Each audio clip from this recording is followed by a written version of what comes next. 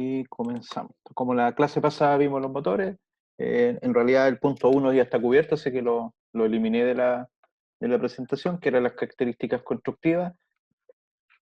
Lo vamos a ver, pero no desde el punto de vista de explicar cómo están armadas las máquinas, sino que explicar desde las partes cuáles son los daños y cómo esto afecta en la vida útil y por lo tanto cómo es que se debe realizar el mantenimiento, los mantenimientos desde el punto de vista mecánico, lubricación, limpieza y alineación, desde el punto de vista eléctrico, lo que son los sistemas de alimentación, lo que son los sistemas de arranque en las máquinas que son bastante cruciales, sobre todo, por ejemplo, lo que son motores de inducción, motores sincrónicos, también en las máquinas sincrónicas, como habíamos conversado, al tener todo un sistema, algunas veces de arranque auxiliar y el conexionado, y detección de falla.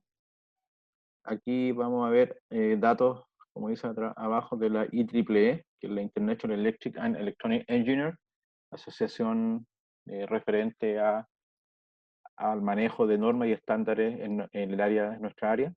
Y ellos han desarrollado estudios por muchos años y han caracterizado los daños más comunes y es una información muy valiosa que nos permite poder entender por dónde tenemos que enfocar los puntos críticos del mantenimiento y vamos a ver ensayos de interpretación de normas, lo que son los ensayos comúnmente denominados de resistencia a aislamiento, que es el más común en motores,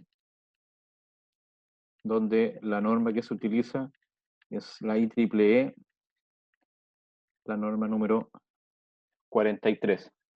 Las normas generalmente tienen este formato, el ente regulatorio, en este caso la IEEE, el número de la norma 43 y generalmente tienen un año. Por ejemplo, la IEEE 43, versión año 2000, donde estos institutos, en este caso de ingeniería eléctrica, electrónica y telecomunicaciones, van en la medida que hay avance de las tecnologías de ensayo, hay nuevo equipamiento o hay nuevos materiales, va modificando la norma, incorporando estas nuevas necesidades o nuevas oportunidades orientado a tener los equipos operativos.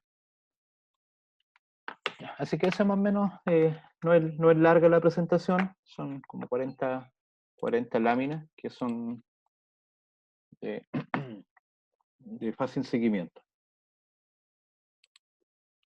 Bueno, habíamos visto, ¿se recuerdan? En lo que son la clasificación de los motores de inducción.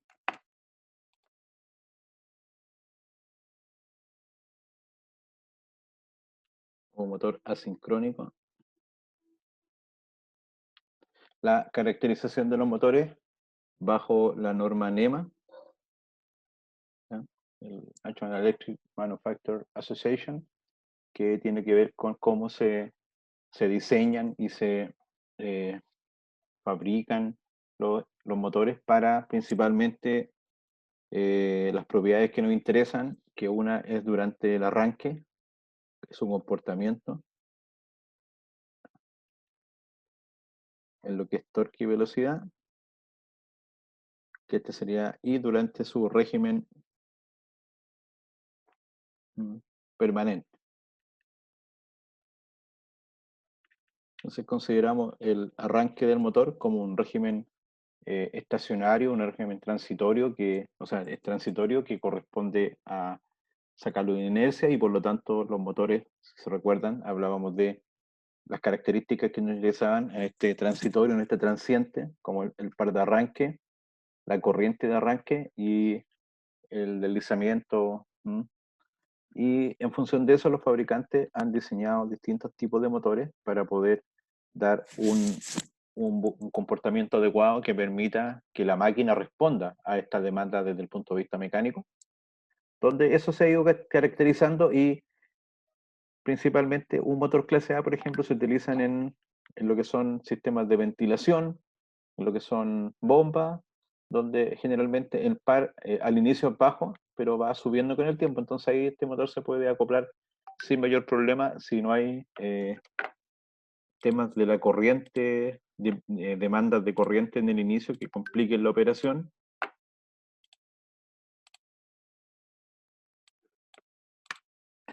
Un minutito, por favor. Ahora sí, disculpen la interrupción. Entonces, como les decía, y en función de esto, los fabricantes y, digamos las características mecánicas han ido acoplando la clase con el motor, y eso mismo también después se puede acoplar respecto de los mantenimientos y de los problemas que se van a generar. Por ejemplo, motores de alto torque en el arranque van a generar bastante calor, van a generar sobrecarga eléctrica en los equipos. Por lo tanto, en ese caso son ciertas características de las protecciones que se deben ajustar para permitir el correcto operación, y así sucesivamente lo vamos a ir viendo el desarrollo durante el apunte.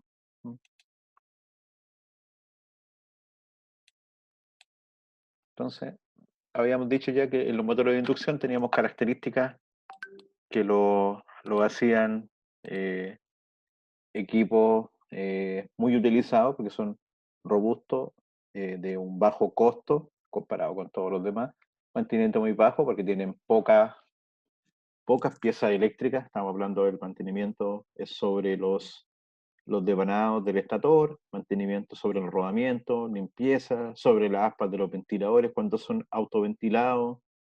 Ya son, el tamaño es razonablemente pequeño, como les decía, por la construcción, el aprovechamiento del acero, el rendimiento también eh, no es el mejor rendimiento, pero un rendimiento aceptable, y tiene muchos años de operación. Existe amplia cobertura de mantenimiento en cuanto a taller, en cuanto a especialistas, en cuanto a soporte para ensayos, equipos comercialmente que se pueden comprar para realizar justamente estos ensayos, por lo que eso facilita la instalación y la operación y mantenimiento de estos equipos. De ahí su alto uso. Ahora, las piezas más vulnerables son prácticamente todo, porque entonces, básicamente, estas son todas las piezas del motor. Los rodamientos son los más vulnerables, el devanado o los enrollados del estator, producto de su temperatura principalmente. Las temperaturas de diseño de estos son temperaturas bajas, entonces van a llegar a temperaturas no muy altas, de 130, 150 grados, 200 grados en algunos casos especiales, por lo que esa temperatura en una máquina sobrecargada o de alto estándar, de alto trabajo, con trabajo de pulsantes donde arranque y se detenga, es fácil que se pueda obtener. Así que ahí hay que tener una cota para no sobrecargar térmicamente estos equipos. Y por otro lado, pero en mucho menor medida, también sucede que producto de, por ejemplo, un mal dimensionamiento del torque en el arranque, podemos llegar a producir problemas en el eje, ¿ya? Y problemas en el rotor dentro de lo que son principalmente las barras. Se puede cortar alguna barra del rotor y eso va a producir desbalance en la inducción, va a producir puntos calientes y va a producir, por ejemplo, vibraciones mecánicas al estar la máquina desbalanceada magnéticamente. Entonces, para eso hay mecanismos que permiten determinar y medir esos efectos de una forma no invasiva. ¿Qué significa? A partir de realizar ensayos con el motor funcionando, se pueden tomar datos sin intervenir el motor, sin destapar el motor, inferir algunas de estos problemas y rápidamente poder gestionar el mantenimiento más adecuado para estos equipos.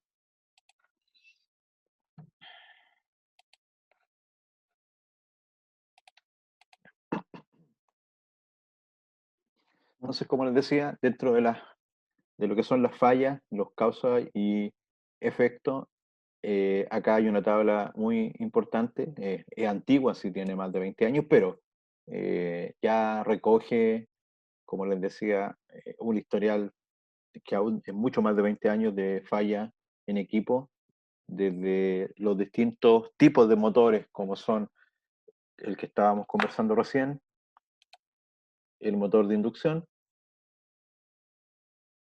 corriente alterna, el motor sincrónico, también corriente alterna y con excitación continua, acto excitado o excitación independiente,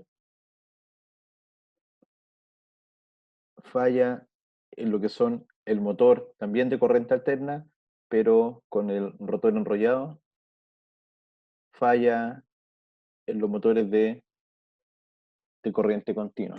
Y después un resumen de todos los tipos de motores. Entonces, pero bueno, se van a fijar que en algunos de los, de las celdas, por decirlo, en la intersección aquí, fila, columna, no aparecen eh, algunos espacios en uso, porque dentro de eso la caracterización que se realizó fue así, o, o los datos para este estudio no estaban, pero básicamente se busca lo más preponderante. Entonces, por ejemplo, si se fijan porcentualmente, aquí hay un estudio de, no sé, alrededor de 300 máquinas o entre 300 y 400 motores, ¿ya? De distintos tipos, y el elemento más que sufre más daño son los cojinetes, lo que son los descansos, bujes, rodamientos, son básicamente del orden del 50% de las fallas. Si nosotros calculásemos, voy a ver, voy a sacar la calculadora para tener una idea respecto de estos datos presentados, cuánto el porcentaje de fallas, tenemos aproximadamente 166, 97, 13, 19, 16, 18 y 51, pero lo que da 380 fallas,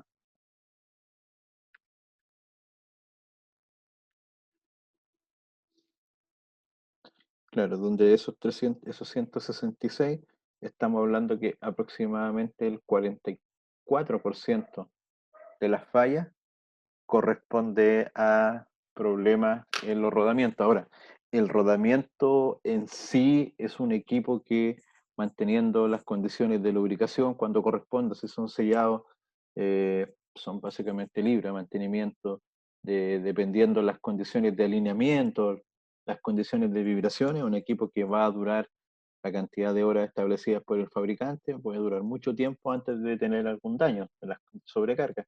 Entonces, básicamente, más que el rodamiento sea el causante de la falla, es que se manifiesta en los rodamientos, al ser los elementos que tienen que soportar mecánicamente el traspaso de potencia rotacional desde el rotor del motor a la carga. Entonces, es uno de los puntos y los eslabones más débiles, siendo, por supuesto, ahora ya en la parte mecánica es el más importante en los motores y en general en todos los equipos que sean rotatorios. Ahora, si nos vamos a los componentes eléctricos, ¿cierto? Lo que son los devanados, los bobinados, son los elementos también más delicados, donde si vemos en los motores de inducción tenemos una alta tasa de falla, que es como de 12 a 1 respecto de los rodamientos. En el caso del motor sincrónico es mucho más, inclusive por la cantidad de estas máquinas generalmente son, acuérdense, los motores sincrónicos generalmente se utilizan en grandes máquinas, en los sistemas industriales, gran cantidad de potencia, cientos, miles de HP, gran masa, gran volumen, y los devanados sufren bastante en este tipo de motores. Si se fijan en los motores sincrónicos, el principal punto de falla son las bobinas. Son los puntos delicados en las máquinas. Aquí esto está asociado muchas veces a que el motor sincrónico en este estilo trabajamos en baja tensión, pero también principalmente trabajamos en media tensión, 4160, 6600, 13200 volts, donde aquí el estrés por el voltaje pasa a ser un componente importante que degrada mucho el aislamiento del motor. Entonces esto va a producir una degradación principalmente en la aislación de las bobinas. Entonces aquí las bobinas sufren por temperatura, pero principalmente están sufriendo producto del alto voltaje, que es el que termina dañando esta máquina. Asimismo, en el caso del motor de rotor bobinado, también tenemos una importante cantidad de fallas, pero anda del orden de 2 es a 1. En el caso de las máquinas de corriente continua, los datos son pocos, así que no se tienen datos. Y si se fijan, respecto del total de datos, estamos hablando de que son 97, la que debería dar es un 26% aproximadamente los problemas que suceden en las bobinas, siendo el elemento eléctrico más débil y el que nosotros protegemos principalmente mediante las protecciones de corriente, las protecciones térmicas en las máquinas y también mediante la inserción en los motores de termistores de coeficiente positivo, negativo, o lo que son las RTD, lo que son las termocuplas, o lo que son las PT100, para medir temperatura y tener un sistema de control que evite los sobrecalentamientos en ciertas zonas del motor y por lo tanto eviten estos problemas térmicos. Y para el tema de la alta tensión, ahí principalmente es un tema de diseño y de mantenimientos periódicos preventivos para evitar que el daño que va a ocurrir sí o sí se controle una vez que están haciendo y no cuando la máquina ya colapsa. Ahora, desde el punto de vista falla en el rotor, son, por ejemplo, en los motores de inducción, son escasas si las comparamos contra el resto porcentualmente, 160 fallas aproximadamente en los rodamientos contra 8 fallas en el rotor, o 80 en los devanados contra 8 fallas en el rotor, es como 10 a 1 y 20 a 1, o sea, es poco común que sucedan fallas en el rotor, pero esporádicamente sucede. En el motor sincrónico es aún menos, eh, menos ocurrente, pero si lo comparamos contra el devanado, pero si lo comparamos contra falla en los descansos, también sucede poco.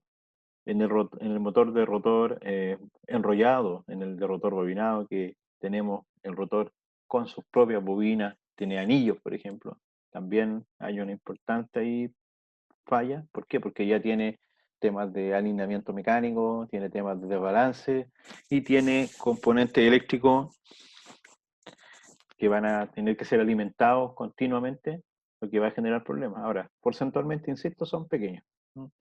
13 sobre 380 da aproximadamente del orden de un 3,4%.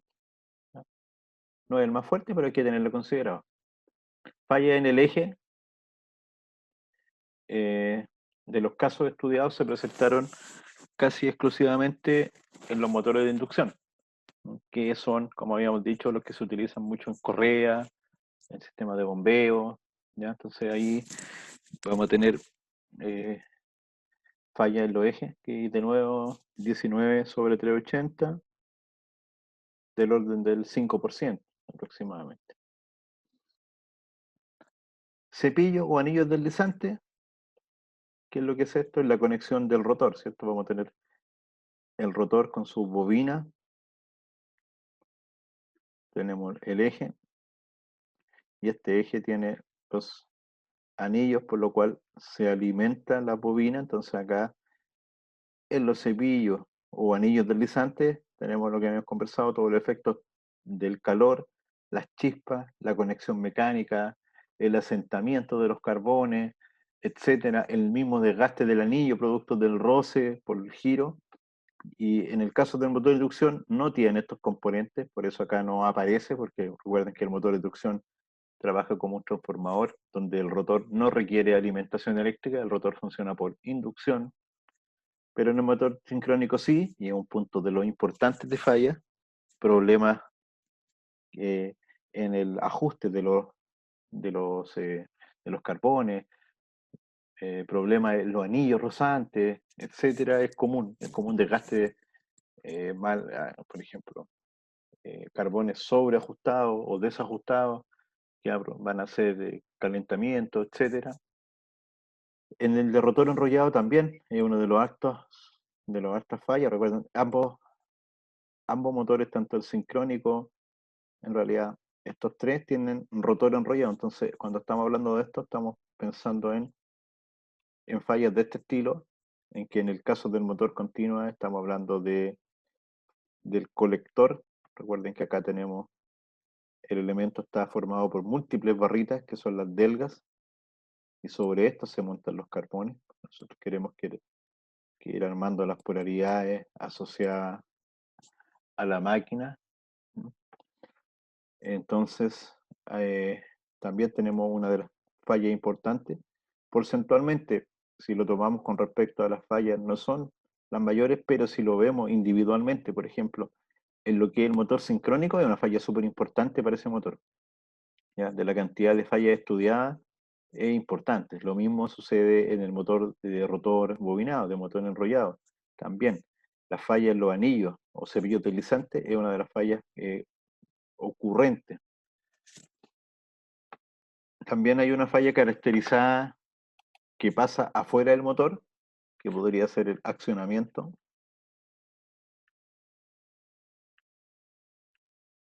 eléctrico, o sea, el equipo que está entregando energía al motor para que éste se pueda operar, y otras fallas, protecciones, alimentadores, transformador, barra, etcétera, que no dejan de ser relevantes. Son 51 fallas sobre 380, del orden del 13%, 13,5%. ¿Ah? Pero aquí con esta imagen podemos sacar una, una muy buena primera aproximación, datos muy interesantes para cada uno de los tipos de motores, poder evaluar cuáles son los mecanismos de falla que están involucrados en el día a día de estos motores. ¿Se fijan? Y como dato interesante, la característica total, aunque como les digo, no es tan lineal esto de sumar y ya, y por lo tanto es más común un tipo de falla u otro. Eso depende, hay que verlo. Sí, es un dato interesante, que es un dato que aporta, pero también aporta y bastante ver la comparativa dentro de cada motor. ¿Consulta acá? Cuenta ¿Tele? que ¿Sí? la falla del motor va a depender variamente del uso y del lugar donde esté, del ambiente que lo rodee, más que de una tabla, ¿no?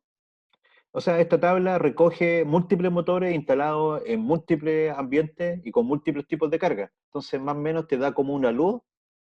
Adicionalmente, claro, si yo, por ejemplo, tengo un motor al lado en una planta de gases, en una planta de una fundición, ahí estoy claro que los gases metálicos, que la alta temperatura van a hacer que ese motor falle y va a fallar bastante. Pero, ¿qué falla en el motor? Por ejemplo, ese ataque químico, térmico, va a terminar principalmente dañando lo más débil, que son los bobinas. Pero si yo, por ejemplo, tuviese una máquina que está con carga variable, no sé, una correa transportadora que de repente hay mal alineamiento de los polines, que se sobrecarga, que se corta, que tiene sobreesfuerzo, lo más probable es que tenga, no sé, falla en los rodamientos, falla en el rotor, falla en el eje. Entonces, sí, pues claramente no está acá el dato de cada uno de estos 380 casos, que cuando se hizo el estudio se tiene que haber tenido esa información detrás, pues ya este motor trabajaba en una planta de papel, este en una planta concentradora, en una manufacturera, etcétera. Entonces, en función de eso, la falla, lo que habíamos dicho, las fallas, no me acuerdo si lo dijimos o no, que las fallas principalmente se pueden describir como el TIM.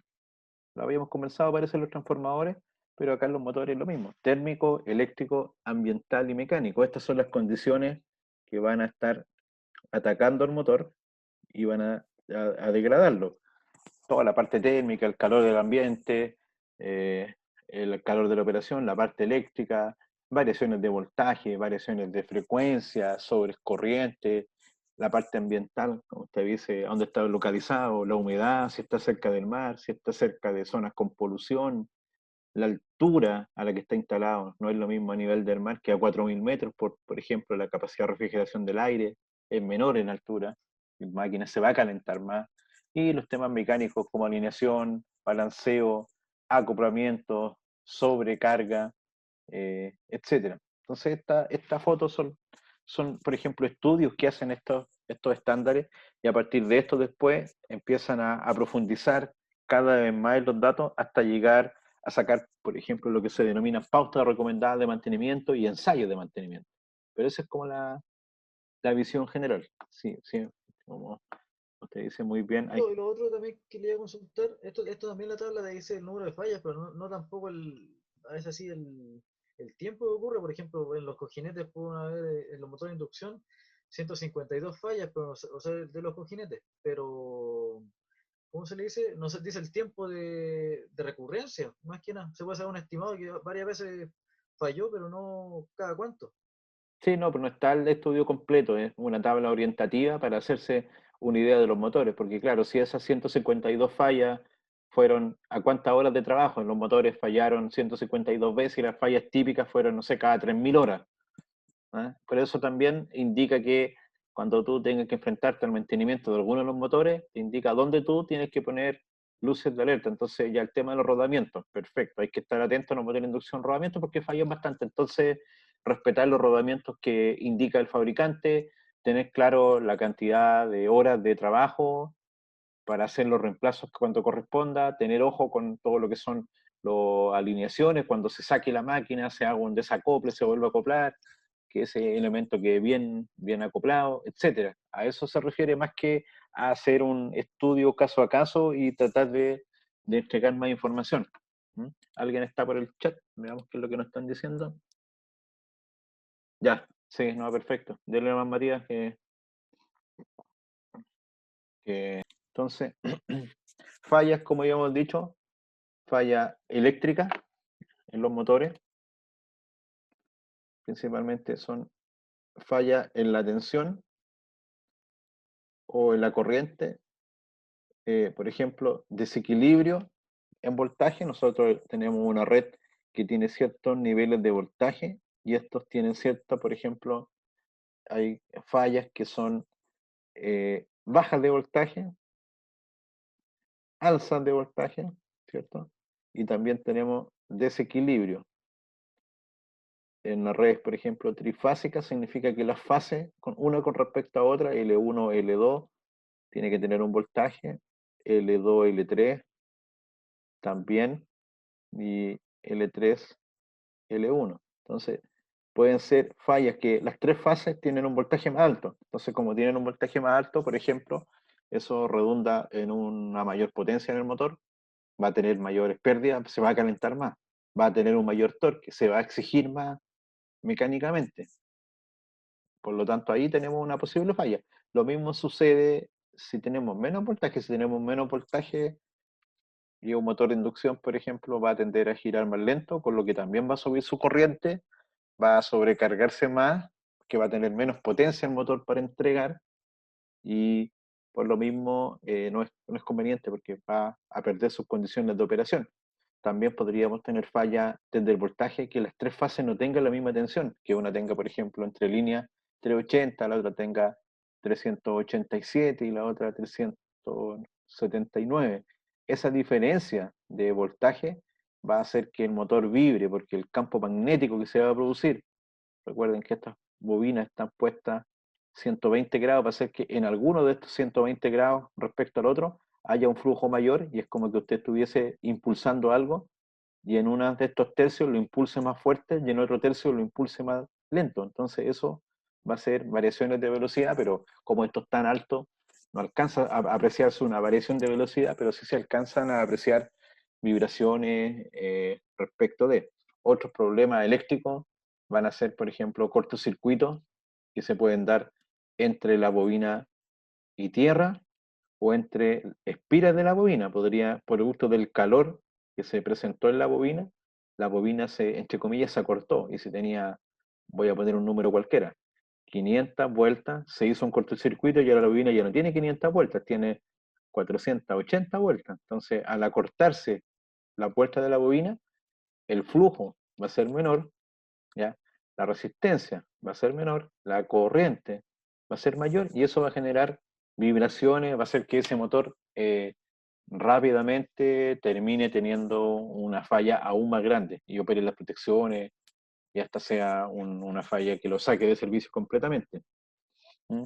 Respecto de las fallas mecánicas, tenemos un sinfín de fallas, por ejemplo, barra en el rotor rota, desequilibrio de masa, excentricidad en el entrehierro, por ejemplo, que el entrehierro va a ser el espacio que existe entre el rotor y el estator. Este espacio tiene que ser uniforme y en el orden de 1 a 2 milímetros. ¿Para qué? Para que haya un flujo enlazado lo más fuerte posible, porque recuerden que a través del aire vamos a tener muchas pérdidas, entonces nosotros queremos que la energía que estamos generando tanto en el estator como en el rotor, la energía magnética, se acople de la mejor forma posible. Y mientras más separados estos elementos, peor. Por lo que los diseños generan en la instalación separaciones muy pequeñas.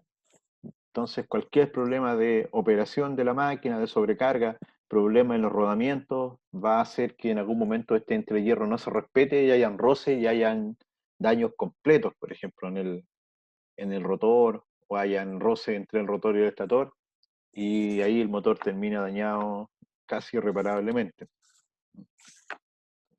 Esa podría ser una consecuencia futura de cómo se llama, de una falla en el descanso, el rodamiento. Así como vimos la tabla de la IEEE, que, que una en ente regulador, ya acá hay otro estudio. Primero vamos a ver lo que es medio ambiente, claro, como había dicho, parece Daniel en algún comentario, a dónde se instala el motor también impacta fuertemente. Temperatura ambiente, humedad, claramente van a afectar el motor de inducción y todos los motores. Las vibraciones de la máquina, defectos de instalación, qué pasa si no fue bien alineado, no está bien balanceado, etcétera. Defectos de cimentación, ya no se hizo una fundación como adecuada para grandes máquinas, estamos hablando con la resistencia mecánica requerida, también van a afectar. Entonces acá, respecto a lo que vimos, se hace otro estudio. Este en particular es solo para el motor de inducción, no es para todos los motores. No es el que vimos antes, en el que vimos antes las fallas estaban caracterizadas en todos los motores. Aquí están por dos entes normativos, el mismo anterior, el IEEE, y este otro es el EPRI. El EPRI tiene que ver con las redes eléctricas,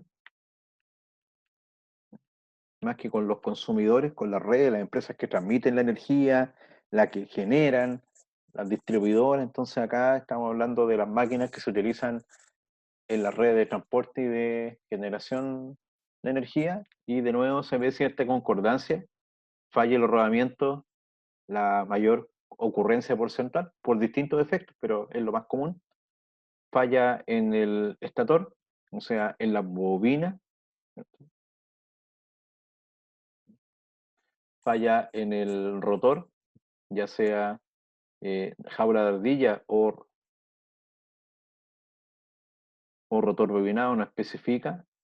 Y otro tipo de fallas que pueden ser fallas de conexión, falla de ventilación. Recuerden que el motor, por ejemplo, tiene acoplado generalmente un ventilador interno, una aspa, que van a ayudar a hacer una circulación de aire en el motor, ¿ya? Y eso va a ayudar a ir evacuando el calor. Entonces, si tenemos algún daño justamente en el sistema de ventilación, es altamente probable que el motor tome temperaturas más altas y producto de esa falla, por ejemplo, terminemos teniendo una falla en la bobina. Ya, producto de una falla en el ventilador, nos quedemos sin el motor.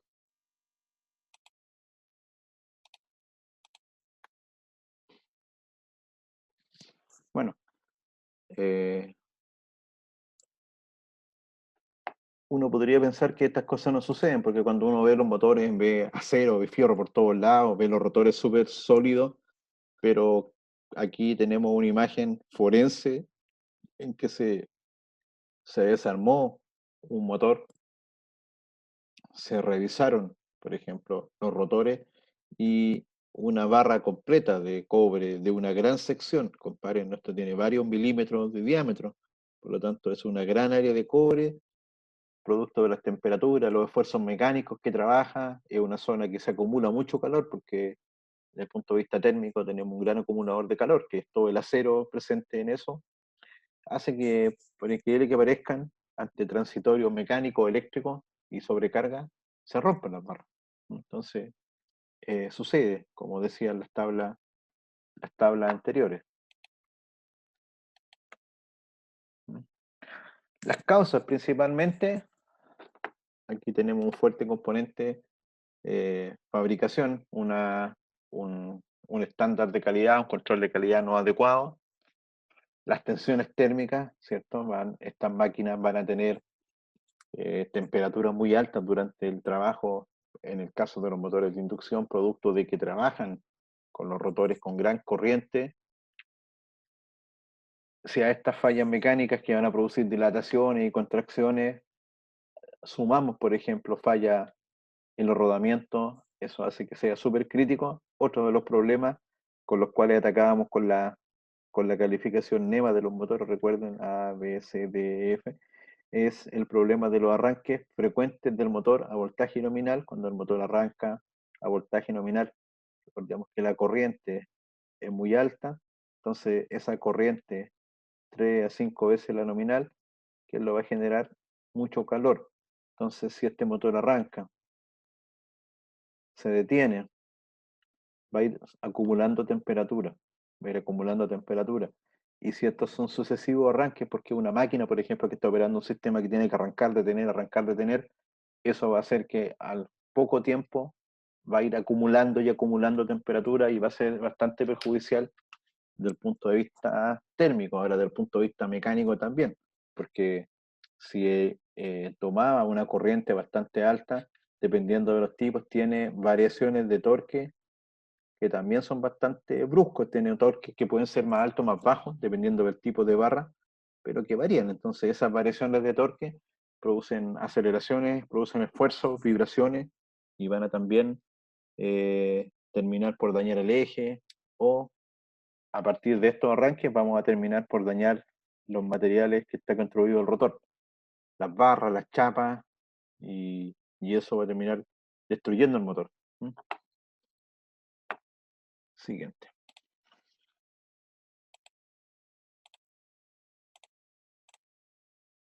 No me pasa la lámina. Ups.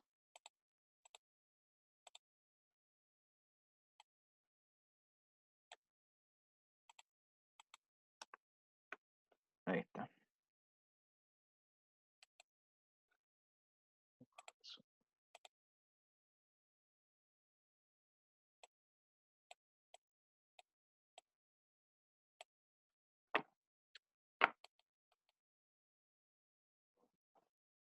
Ahora, ¿cómo se podría llegar a medir este problema en las barras? Existen, eh, por ejemplo, se pueden medir la corriente. Recuerden que tenemos el estator, ya trifásico, las tres líneas que van a alimentar a la máquina. Vamos a tener el rotor, por ejemplo, rotor jaula, y la alimentación del rotor es por inducción, por lo que al fin y al cabo, si hay una barra rota o dañada en el rotor, eso va a producir una asimetría en el flujo magnético y va a producir que las corrientes, en este caso en los devanados inductores, en las bobinas, no sean simétricas, tengan ciertas particularidades. Entonces, por ejemplo, ahí van a aparecer estos datos que son, van a aparecer frecuencias armónicas, frecuencias de banda lateral, frecuencias submúltiplos, que haciendo análisis con software expertos que ya tienen estos datos precargados, pueden determinar justamente a partir de medir la corriente, sin intervenir en motor, si es que se encuentra alguna de las barras rotas. Entonces hay equipos especializados y se pueden eh, re- obtener muestras de la corriente muy fácilmente. Para eso requerimos transformadores de corriente, algún tipo de sensor, y procesar esa información. También es muy fácil capturar esa data y con eso hacer análisis de la corriente. También se puede hacer en laboratorio, cuando son motores pequeños. ¿Mm? Profe, una consulta. Dígame. ¿Eso se mide con un osciloscopio la frecuencia en este caso del motor? Se pueden hacer generalmente tú, por ejemplo, con un osciloscopio podrías guardar las formas de onda, ya varios ciclos de la corriente durante un segundo, y después lo puedes llevar a un programa computacional. Con el osciloscopio tú generas la data, tú guardas los datos de corriente, entonces te va a registrar, por ejemplo, ya, a ver, pero, ¿por qué no me quiere escribir? Tú vas a regenerar las corrientes. ¿Mm? Y a estas corrientes tú le aplicas una transformada de Fourier, una Fast Fourier Transformation, puede ser una transformada rápida o una transformada completa, y ahí te van a aparecer que estas corrientes, que no son perfectamente sinusoidales, son productos de distintas frecuencias, que son los armónicos. Y haciendo el análisis de esos armónicos, va a ver si aparecen armónicos con ciertas características de frecuencias laterales parecidas a la corriente nominal de 50, 48, 47.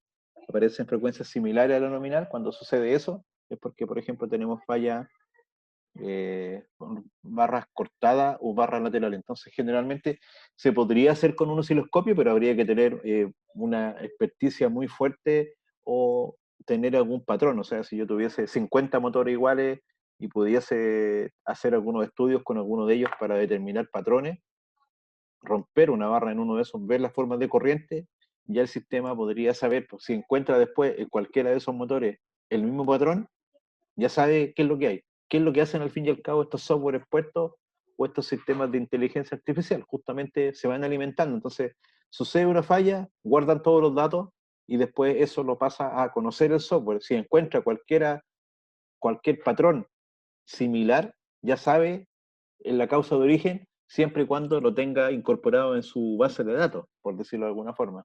Pero sí, se podría hacer con osciloscopio. Mi experiencia es que no se hace con osciloscopio.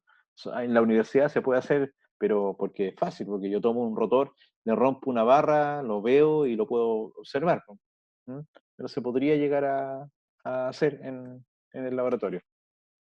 Sí, lo más común es a través de estudios un poco más avanzados. Ahora, si tú te fijas, tener uno o dos ingenieros, un técnico haciendo un estudio de esta magnitud para un motor que no es importante, supongamos. ¿Qué es lo que define un motor importante? Un motor generalmente pequeño, que es fácil de cambiar. Entonces no se justifica, pero si esto fuese un motor importante, supongamos el motor que está moviendo una correa transportadora y una correa transportadora importante, que si se detiene un proceso productivo completo, y que reponer ese motor pueden ser varios días de faena, más los días que se demore en conseguirse el motor.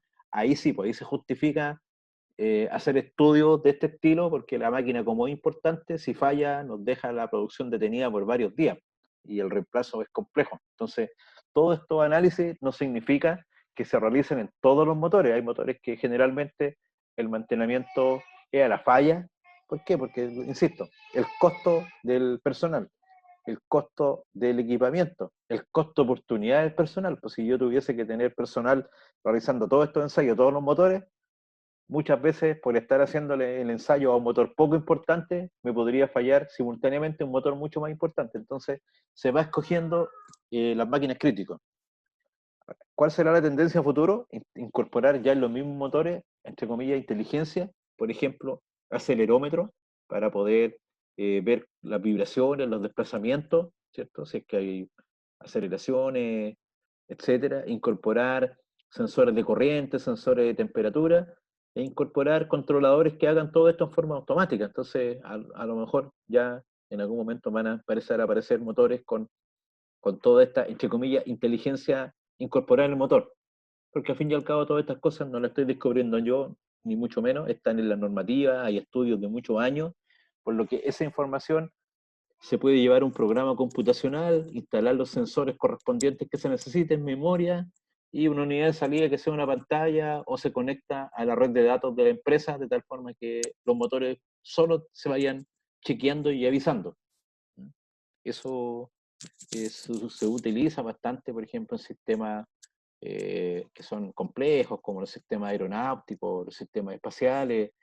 Ahora también se utiliza mucho en los vehículos y en la industria de máquina eléctrica a nivel industrial todavía no, pero como les digo, en algún momento va a llegar fuertemente.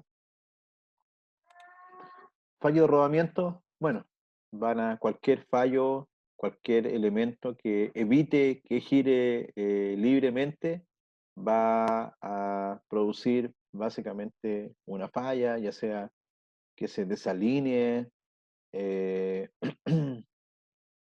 que hay un problema en las bolas o en las barras según el tipo de rodamiento, que se rompa un sello, etcétera. Eso va, que ¿cómo se llama? Se contamine con algún elemento externo, va a terminar haciendo que el motor trabaje de mala forma. Entonces, este es un componente crítico, como se vio en las presentaciones, en las láminas anteriores, el elemento que estadísticamente tiende a fallar más, ¿ya?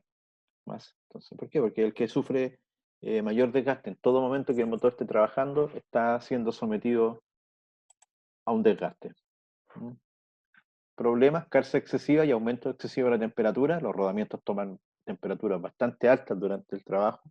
Eso afecta la lubricación del rodamiento, la dilatación de los mismos metales que está fabricado el rodamiento, y eso va a tender a debilitarlo.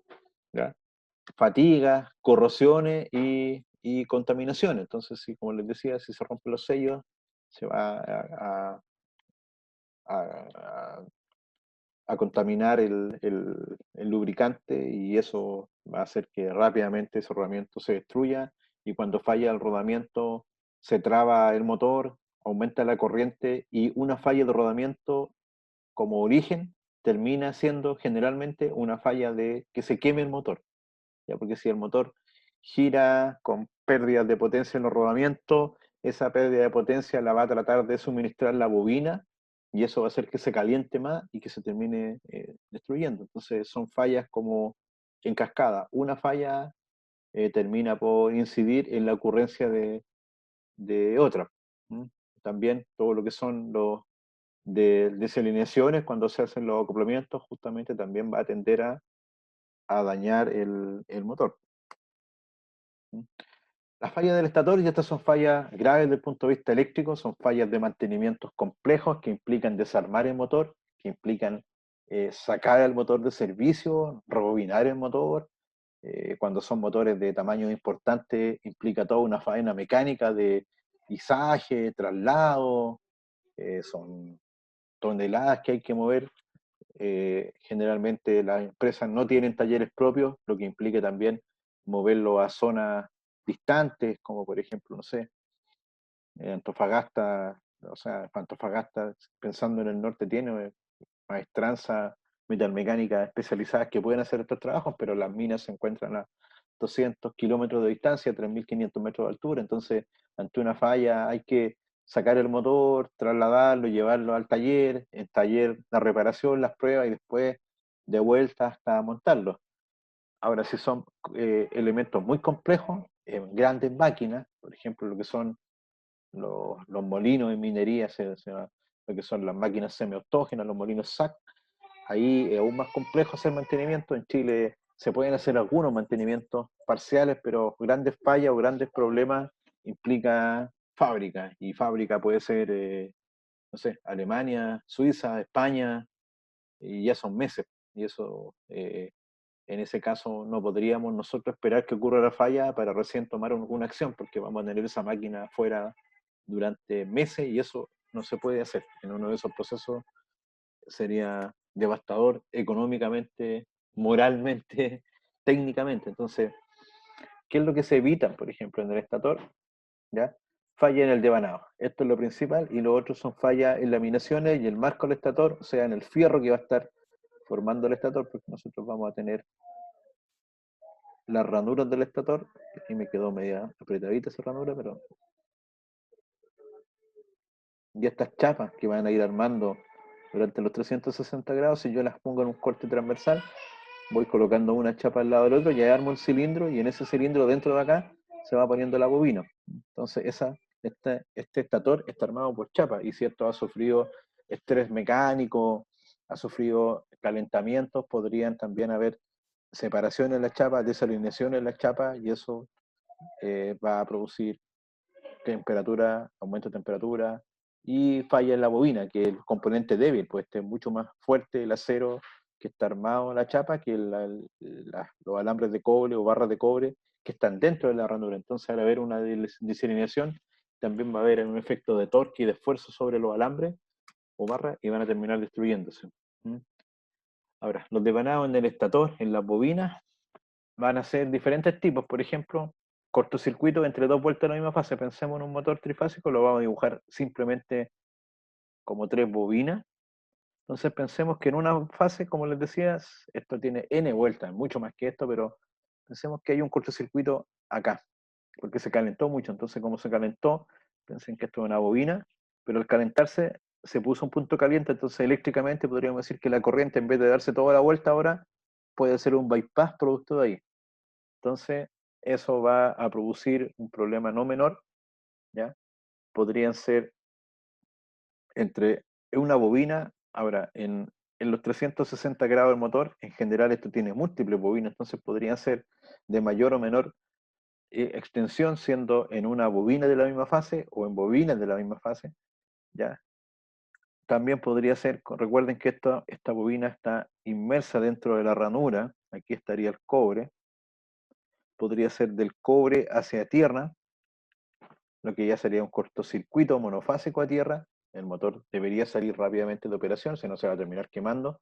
Podría haber una falla entre una bobina y otra, porque aquí esto va un aislante y después acá va otra bobina, entonces podría haber falla entre bobinas, este sería un cortocircuito entre dos fases, y podría haber una falla extraordinaria, muy extraña, que suceda a donde se están uniendo los cables, porque en general las tres fases no se unen nunca, pero en algún punto de unión y podríamos tener, por ejemplo, en los terminales o en los cables, una unión entre las tres fases, que sería ya un cortocircuito trifásico.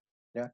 Otra falla podría ser que producto de esto, este cortocircuito lo que termina haciendo en esta bobina es cortarla.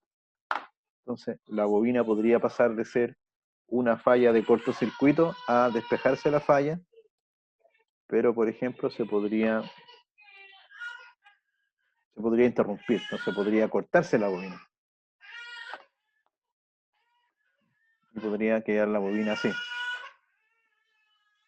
Entonces al hacer eso, el motor quedaría con una bobina menos, un grupo de bobinas menos, se interrumpe y queda con solo dos fases, quedaría con 240 grados de campo magnético y eso hace que el motor vibre y salte como que estuviese a punto de reventar y suba la corriente fuertemente y el motor ahí tiene que ser sacado de servicio por las protecciones. Así que aquí en el devanado donde se encuentra la mayor cantidad y la mayor periodicidad de falla desde el punto de vista eléctrico. ¿Mm? Causas posibles, y aquí por ejemplo estas son fotos de un motor de media tensión, un motor de un tamaño importante en que están las bobinas. Y esta parte lo que estamos viendo, que no se aprecia muy bien, voy a marcarlo en rojo. Acá tenemos justamente el núcleo, el estator, están aquí las bobinas, están las chapas, y esta parte es relativamente débil porque nosotros tenemos durante toda esta parte las bobinas sólidamente amarradas dentro de la chapa, del núcleo, pero en alguna parte salen a las cabezas de bobina y entra la otra, que son estos, se llaman los cabezales de bobina. Y ese punto a donde la bobina sale de la ranura, digamos, y sale al aire, es un punto a donde la bobina va a tener todos los esfuerzos mecánicos, porque dentro de la ranura está presionada, está, la ranura generalmente, como vimos, tiene cierta forma cónica, de tal forma que si las barras van quedando acá, después aquí se pone una cuña, un elemento de apriete que va así la bobina. Entonces, cuando pasa el campo magnético, la bobina va a tender a desplazarse hacia arriba. Entonces la idea es que quede totalmente presionada dentro de la ranura y no se mueva, que quede ahí asentada sólidamente, sin ningún tipo de movimiento. Y eso se puede conseguir bien. Pero cuando sale de la ranura hacia el exterior, ahí tiene todo el esfuerzo, el momento es fuerte. Entonces estas partes también en los motores van fuertemente unidas, presionadas, ¿para qué? Para que no fallen. Y ahí se producen, es común que hay falla en los cabezas de bobina. ¿Ah? Súper común. Acá otro tipo de fotos de falla, falla, como decíamos, en motores, estos son motores más pequeños, falla en la bobina que produjo un calentamiento excesivo y terminó por destruir las chapas, ya el motor queda inutilizado, habría que tener algún repuesto, desarmar el estator y cambiar todas esas chapas, todas esas láminas, ahí ya se alcanza a apreciar que está hecho por láminas. Falla en los conductores externos, es una falla no tan difícil de manejar porque esto se puede desarmar y se puede armar externamente. La falla, por ejemplo, B es compleja, ahí ya hubo una cantidad de cobre involucrado, que básicamente hay que tomar ese motor, desarmarlo completamente y bobinarlo. Eso es un trabajo que se hace comúnmente. Hay muchos talleres en Chile capacitados para hacer eso, muchas empresas que mantienen alguna área interna que lo puede hacer, pero cada vez menos. Antiguamente, por ejemplo, Codelco tenía talleres, pero con el tiempo esos servicios se fueron externalizando y así también varias empresas tenían talleres, se enseñaba mucho lo que eran las técnicas de bobinado en colegio industrial, etcétera. Actualmente pasa a ser un trabajo más especializado. ¿Por qué? Porque como los costos del bobinado, del cobre y todo, ya empieza a ser más o menos comparativo a rápidamente tener un repuesto y renovar el motor. Y ahí el delta, la ecuación, no es tan favorable a la rebobinada. Pero si hay motores especiales en que, como les digo, es muy caro tener un repuesto disponible y ante falla se procede con el rebobinado. Eso va a depender de las políticas de cada empresa respecto a sus características de mantenimiento. ¿Mm? Bueno, los efectos de sobretensión o sobrecorriente los conversamos ya en el caso de la sobretensión. En el caso de la sobrecorriente, principalmente el problema que vamos a tener acá es por sobrecarga. Entonces, cuando hay una carga mecánica más allá de la calificación del motor, donde el límite siempre va a ser la corriente nominal. La corriente nominal es la corriente 100% del motor permanente. Y tenemos la corriente de arranque,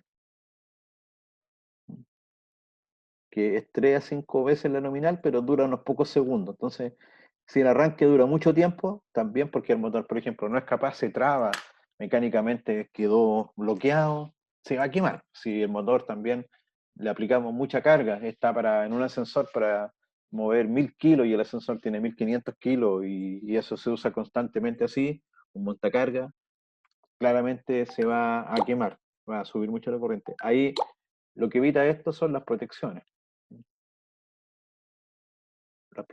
térmicas, como le dije, que son eléctricas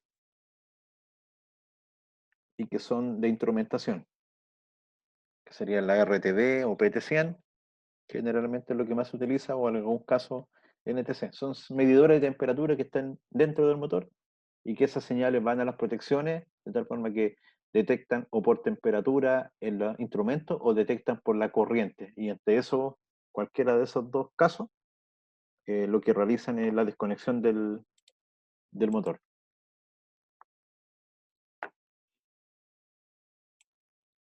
Bueno, como en cualquier tipo de mantenimiento, tenemos mantenimiento programado, mantenimiento basado en condición, mantenimiento a la falla o avería, y en los motores no deja de ser lo mismo.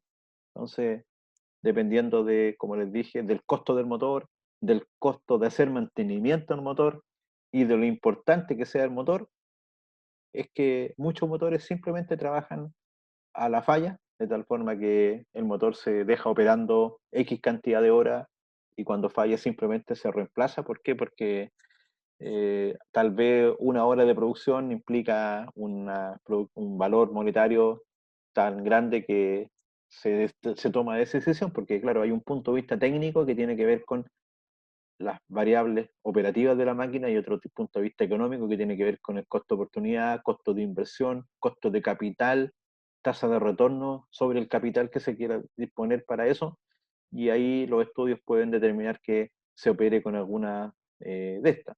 Ahora, indistintamente de eso, también se podría trabajar la falla, pero generalmente a la falla puede ser una de las opciones, lo que no quiere decir que también haya cierto mantenimiento de tiempo fijo. ¿En qué me refiero a la falla?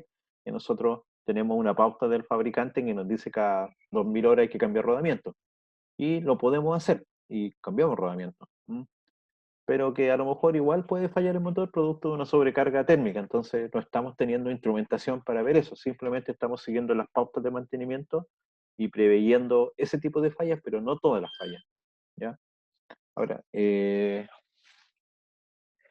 el mantenimiento más avanzado sería basado en la condición, sería un tipo preventivo, predictivo, en que necesitamos tener información porque lo que queremos es predecir, queremos adelantarnos a la ocurrencia, y si nosotros queremos predecir algo, lo que vamos a tener que tener son datos. Y esos datos después hacer un proceso con los datos para poder tomar una acción. Y eso ya son sistemas que requieren justamente instrumentación, requieren control, requieren memoria, requieren CPU, requieren software, requieren un especialista de tal forma de hacer eso.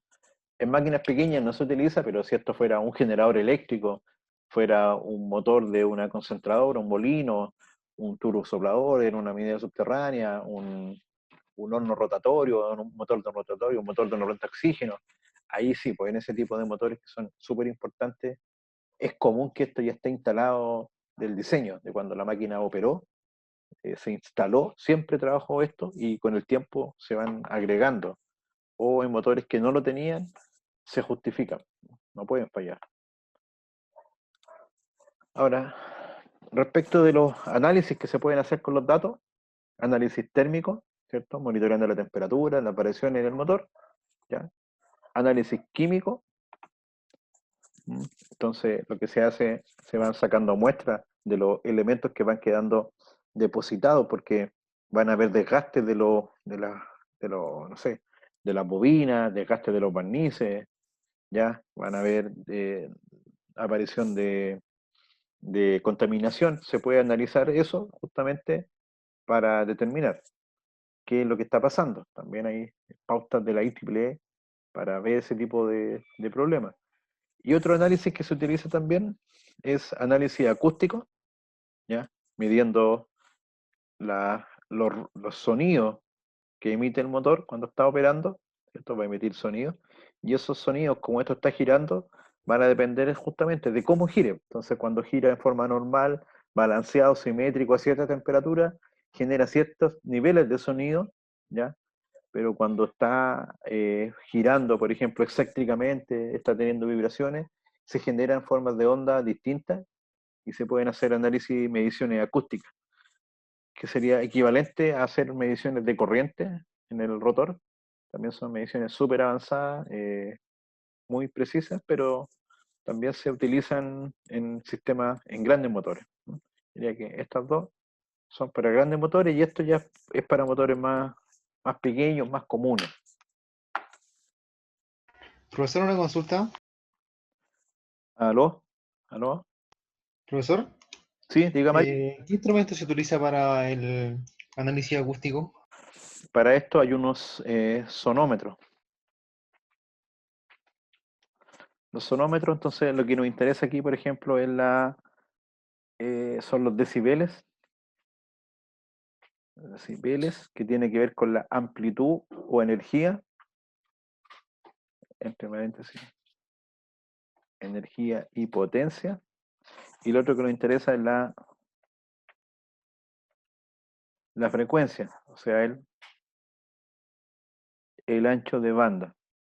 Entonces, imagínate, tú colocas el sonómetro, que aquí tiene el micrófono, generalmente con una membranita esférica, como una esponjita, y esto va a un software, y en el software generalmente yo puedo tener aquí las formas de onda, y también termina trabajando básicamente por transformada de Fourier, y con esos niveles de ruido o con esa amplitud se pueden tomar decisiones, porque claro, la amplitud del ruido es muy alto, la frecuencia del ruido también tiene que ver, porque claro, si el motor gira más rápido o más lento, los sonidos que se van a producir son distintos. Ustedes saben que el oído humano escucha más o menos desde los 20 Hz hasta los 20.000 Hz.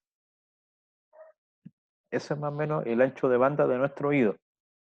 Si ustedes ven un parlante o los equipos de alta fidelidad trabajan en esas frecuencias, donde 20 Hz son estos sonidos bajos, estos que se usan en los autos, que usted los escucha a varias cuadras de distancia, porque como son ondas de baja frecuencia, son de gran longitud de onda, de gran energía y son capaces de atravesar paredes y viajar muy lejos.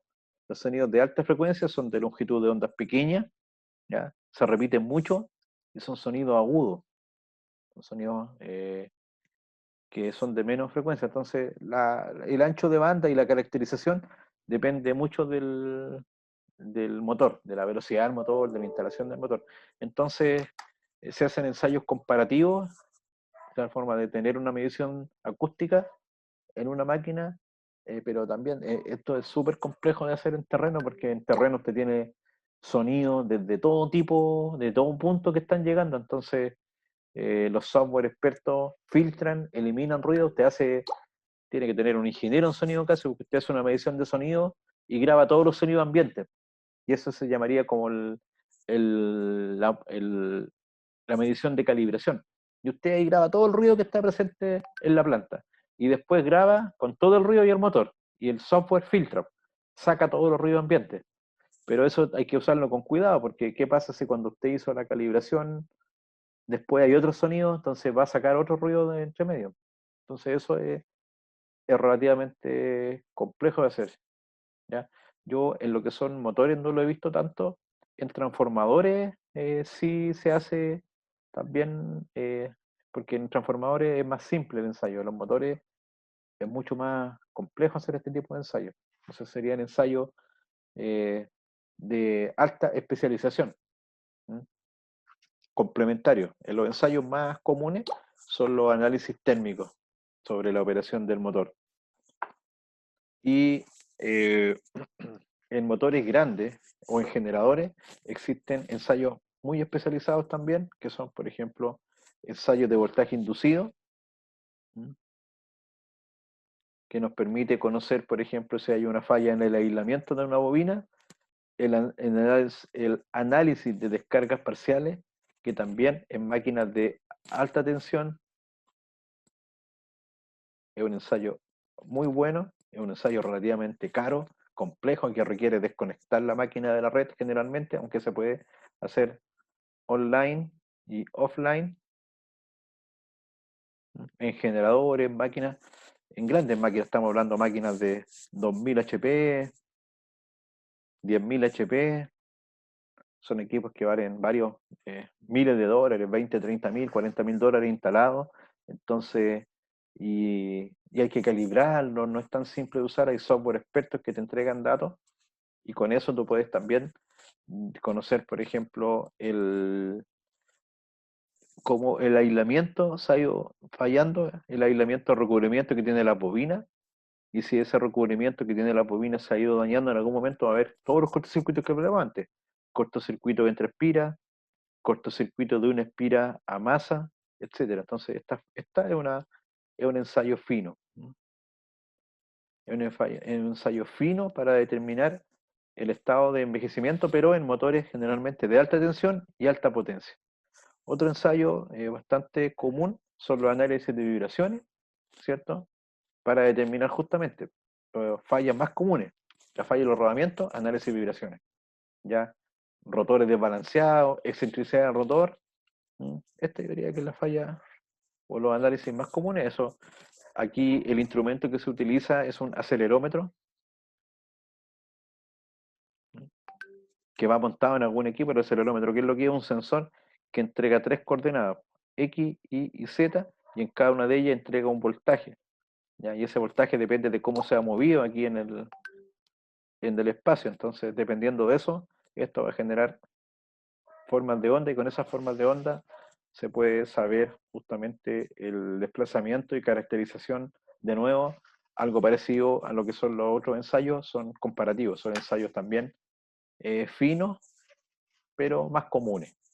De descarga parcial es un ensayo que se realiza en, por ejemplo, nosotros en la universidad hacemos descargas parciales en motores, en generadores.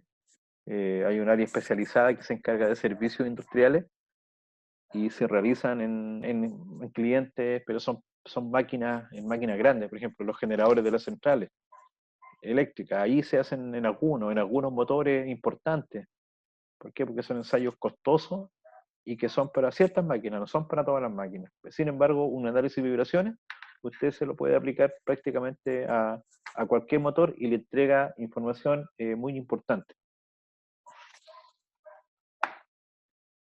Por ejemplo, el costo del instrumental para hacer un análisis de descargas parciales, lo más barato anda por los 40, 50 mil dólares que esto requiere de equipamiento, ¿ya? Y es un equipamiento relativamente voluminoso y requiere personal con bastante experiencia.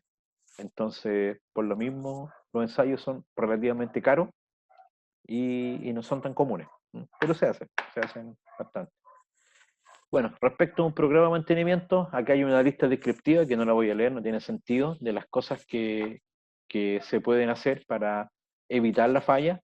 Claramente, todas ellas están orientadas a lo que vimos antes, entonces tienen que ver con aspectos mecánicos, con aspectos eléctricos, con mediciones preventivas, si es que se puede hacer, depende de la política de mantenimiento que se esté utilizando, pero estamos pensando que aquí hay un mantenimiento programado, hay un mantenimiento preventivo, por lo que nos interesa, por ejemplo, hacer inspecciones de las vibraciones, hacer inspecciones de las protecciones, de los sistemas de refrigeración, etcétera, de tal forma de que nos aseguremos del punto de vista de la operación de eléctrica del motor, de la instalación mecánica del motor, el motor está en condiciones de trabajar y ya lo que no podemos controlar muchas veces es el nivel de carga que se aplique, el nivel de carga, o sea, el tonelaje, la velocidad, la aceleración y frenado, dependiendo de la máquina, aunque los sistemas actuales eso lo están incorporando, porque los sistemas, entre comillas, inteligentes, traen sensores y el proceso, por ejemplo,